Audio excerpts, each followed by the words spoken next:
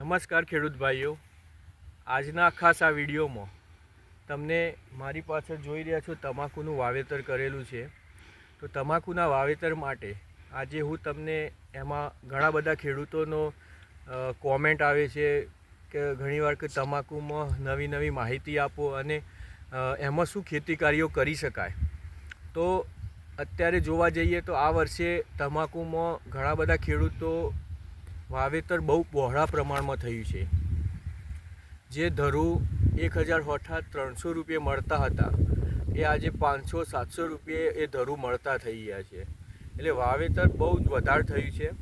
પણ સાથે સાથે આપણે ધ્યાન એ રાખવું છે કે એમાં ઉત્પાદન ખરું એ ઉત્પાદન કઈ રીતે જળવાઈ રહે અને સારો ગુણવત્તાવાળો અને સારો આપણે કહીએ કે ઉપજ મળે અને કલર મળી રહે એના માટે શું કરવું.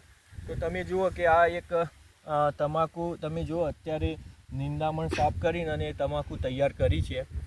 તો આપણે એમાં એવા ખેતી કાર્યો કરવાના છે કે સૌથી પહેલાં આપણે એમાં પત્તું જાડું થાય અને આપણે એમાં કલર બને એના માટે સારામાં સારી જો પ્રવૃત્તિ હું તમને જણાવું છું 2-3 કે નાઇટ્રોજન સ્વરૂપે યુરિયા તો લોકો થેલી નાખતા હોય છે, પણ સાથે સાથે યુરિયાનો જરૂર તો જ ઉપયોગ કરો.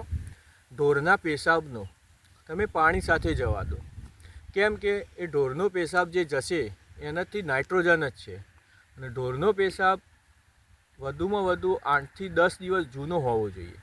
જો તાજો નખશો તો રિઝલ્ટમાં ખરાબ પણ મળશે અને બાળવાના પ્રશ્નો બનશે. એટલે છૂટા પાણી સાથે જવા દો. બીજું છે કે તમે એમને આ છોડ જુઓ, તમે આ છોડ જુઓ તમે અને એ છોડમાં આ રીતે આપણે એક તો જો યુરિયા નાખતા હોઈએ છીએ, સાથે હવે આપણે યુરિયાની સાથે તમે ઝીંક સલ્ફેટનો ઉપયોગ કરો. ઝીંક સલ્ફેટ એક એવું કામ કરે છે કે પત્તું જાડું પણ કરે અને સાથે સાથે એ ગુણવત્તા અને કલર પણ વધારવાનું કામ કરતું હોય છે.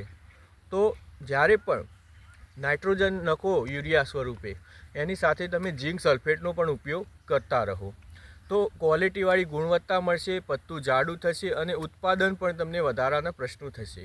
આપને લાગતું હોય તો અડધા ખેતરમાં કરો અને અડધા ખેતરમાં તમે રવા દો, જેથી જાતે જ અનુમાન કરી શકો કે એમાંથી આપણને કયો ફાયદો થશે અને કયો નહીં થાય.